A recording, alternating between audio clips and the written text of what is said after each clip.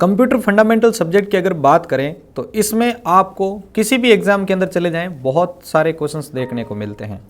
इसी computer fundamental topic subject की अगर बात करें तो यहाँ पर इसमें आपको एक सब्जेक्ट जो है टॉपिक देखने को मिलता है जो कि है नंबर सिस्टम का। और वहाँ पर अगर आप एनकोडिंग स्कीम्स के टॉपिक्स अगर सही से नहीं पढ़ के जाएं तो वहाँ पर आपके अच्छे खासे क्वेश्चंस गलत हो सकते हैं।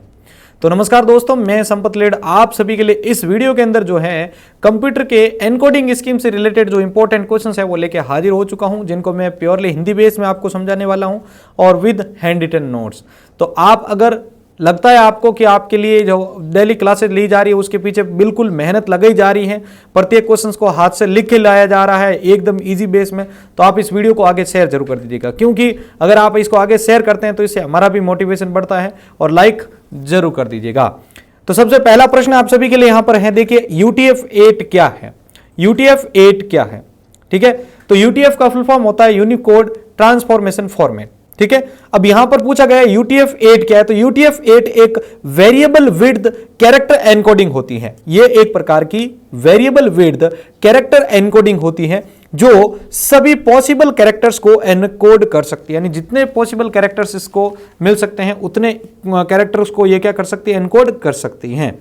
आगे बढ़ते हैं प्रश्न संख्या 2 की और दूसरा प्रश्न आपके सामने है, ASCII क्या है भाई। ASCII का फुल फॉर्म ध्यान रखना है, American standard code for information interchange.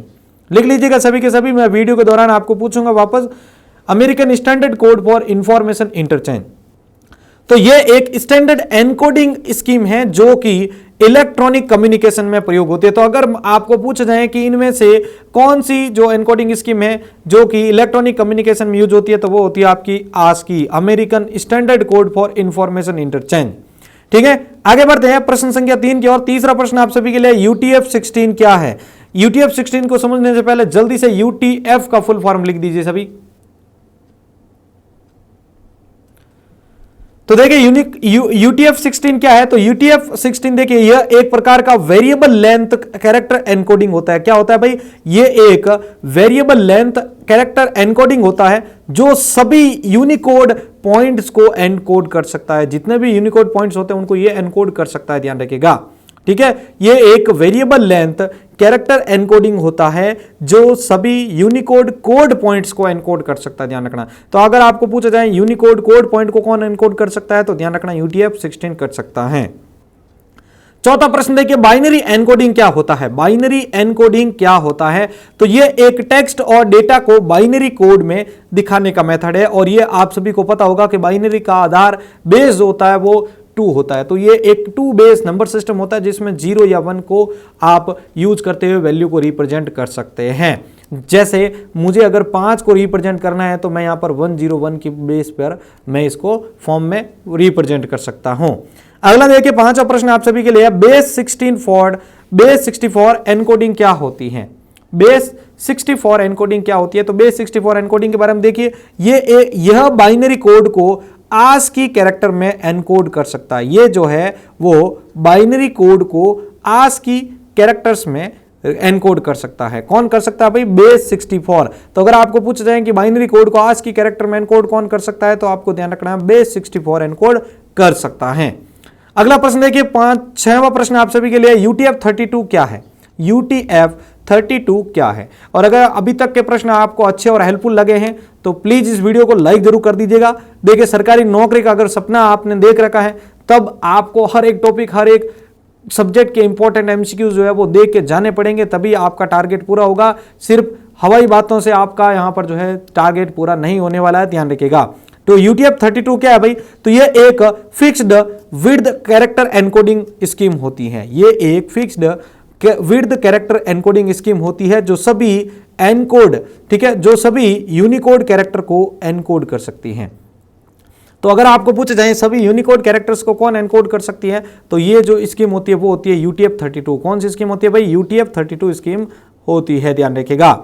इसी क्रम में आगे बढ़ते हैं, बात करते हैं 7वें प्रश्न की। 7वां प्रश्न आप सभी के सामने है, URL एनकोडिंग क्या होती है। URL एनकोडिंग क्या होती है, तो देखो ये एक मेथड है जो कैरेक्टर को ऐसे फॉर्मेट में कन्वर्ट करता है जिससे उसे इंटरनेट पर ट्रांसमिट कर सकता है। यानी अगर किसी टेक्स्ट को या डेटा को अगर आपको इंटरनेट पर ट्रांसमिट करना है तो उसको जो है किसी स्पेशल कैरेक्टर्स में बदलने के लिए जो है यहाँ पर URL एनकोडिंग का यूज किया जाता है। तो ये एक ऐसा मेथड है जो कैरेक्टर्स को ऐसे फॉर्मेट में कन्वर्ट करता है जिससे उसे इंटरनेट पर ट्रांसमिट किया जा सके।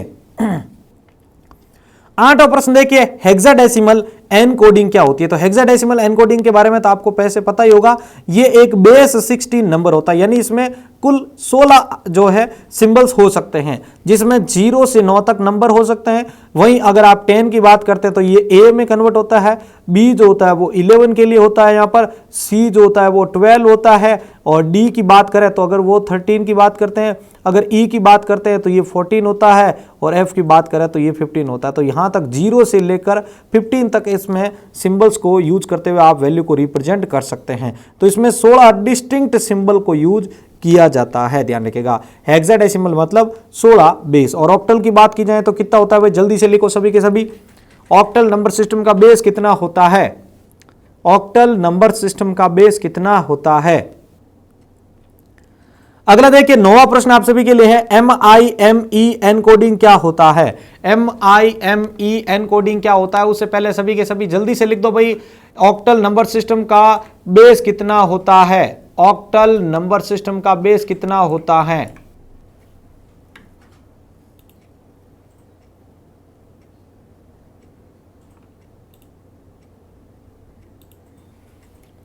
बहुत ही शानदार कोशिश सभी की।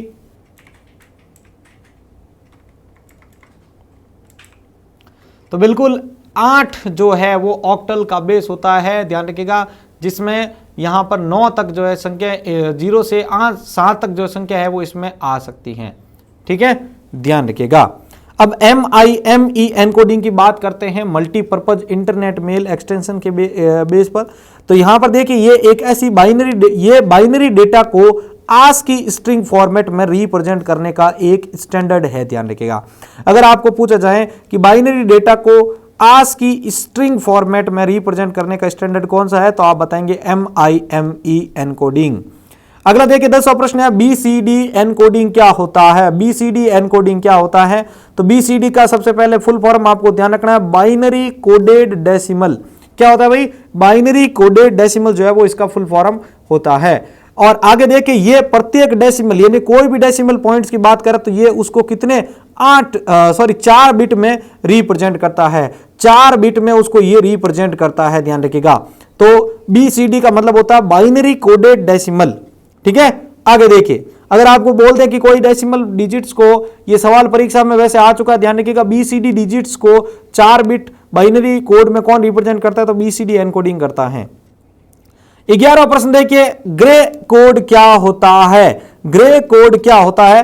तो यह बाइनरी नंबर सिस्टम होता है जहां 2 सक्सेसिव वैल्यू में सिर्फ 1 बिट का अंतर होता है। कितना? 1 बिट का अंतर होता है। ग्रे कोड की बात करें तो इसमें सिर्फ 1 बिट का अंतर होता है। अब देखिए, ग्रे कोड को मैं यहां पर आपको एनकोड करके दिखाता हूं तो आप अच्छे से समझिएगा। एक संख्या है हमारे पास में 101010।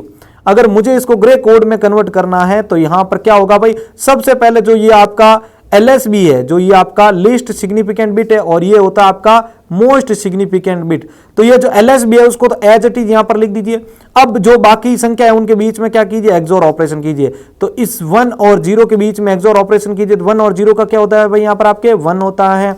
अगर 0 और 1 की बात करूं तो यहां पर 1 होता है। अगर 1 और 0 की बात करें तो 1 होता है। अगर इस 0 और 1 की बात करें तो यहां पर 1 होता है, और 1 और 0 की बात करें तो क्या होता है भाई, आपके 1 होता है। तो ये इस प्रकार से आपको इसके अंदर ध्यान रखना है। ये MSB और LSB ग्रे कोड इस प्रकार से कन्वर्ट कर सकते हैं। आगे बढ़ते हैं और बात करते हैं हम 12वें प्रश्न की एबसीडी कोड के बारे में। तो एबसीडी का फुल फॉर्म क्या होता है भाई, लिखो सभी के सभी। एबसीडी का फुल फॉर्म क्या होता है? Extended binary coded decimal interchange code, ध्यान रखिएगा। ठीक है, तो एबसीडिक एनकोडिंग क्या होती है? तो एबसीडिक एनकोडिंग में देखिए, ये एक 8 बिट कैरेक्टर एनकोडिंग होती है। यह एक 8 बिट कैरेक्टर एनकोडिंग होती है जिसे मुख्यतः IBM मेन फ्रेम और IBM मिड रेंज कंप्यूटर्स में प्रयोग किया जाता है। ध्यान रखिएगा, किस में प्रयोग किया जाता है भाई? IBM मेन फ्रेम और IBM मिड रेंज के जो कंप्यूटर्स होते हैं उनमें यूज किया जाता है एबसीडिक एनकोडिंग को। अगला देखिए, इसके बाद में लास्ट 13 प्रश्न आप सभी के लिए। इसके बाद में मैं 2 सवाल आपसे पूछूंगा, तो आप सभी को उसका आंसर कमेंट बॉक्स में बताना है। कोटेड प्रिंटेबल एनकोडिंग क्या है? कोटेड प्रिंटेबल एनकोडिंग क्या है? तो यह मेथड 8 बिट डेटा को 7 बिट फॉर्मेट में एनकोड कर सकता है। ध्यान रखिएगा, यह मेथड 8 बिट डेटा को 7 बिट फॉर्मेट में क्या कर सकता है? उसको एनकोड कर सकता है। ध्यान रखिएगा। तो ये थे आपके लिए आज के एनकोडिंग स्कीम से संबंधित इंपॉर्टेंट प्रश्न। अब आगे बढ़ने से पहले सबसे पहले आप ये बता दीजिए कि आज के ये प्रश्न आप सभी को कैसे लगे हैं, ठीक है। और एक सवाल अब आपके लिए मैं जरूर रखने जा रहा हूं। 14वां प्रश्न है, मोर्स कोड क्या है? मोर्स कोड क्या है? तो ये इस मेथड का प्रयोग टेक्स्ट इंफॉर्मेशन को ऑन ऑफ टोन्स, लाइट्स या फिर क्लिक्स की सीरीज के रूप में ट्रांसमिट करने के लिए प्रयोग किया जाता है। तो अगर आपको पूछ लिया जाए कि ऑन ऑफ टोन्स, लाइट्स और क्लिक की सीरीज को ट्रांसमिट करने के लिए किसका प्रयोग होता है, तो ध्यान रखिएगा आप, मोर्स कोड का प्रयोग होता है। किसका प्रयोग होता है? मोर्स कोड का प्रयोग होता है। तो ये थे आपके लिए आज के इंपॉर्टेंट प्रश्न। अब आप सभी को जो सवाल मैं दे रहा हूं उसके आंसर आपको कमेंट बॉक्स में बताने हैं। सबसे पहले आपको BCD का फुल फॉर्म लिखना है। भाई BCD का फुल फॉर्म क्या होता है?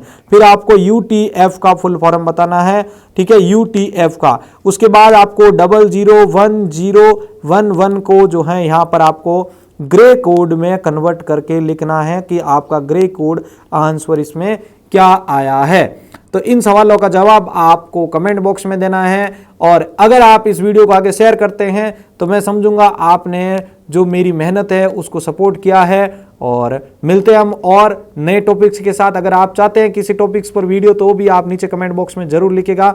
धन्यवाद।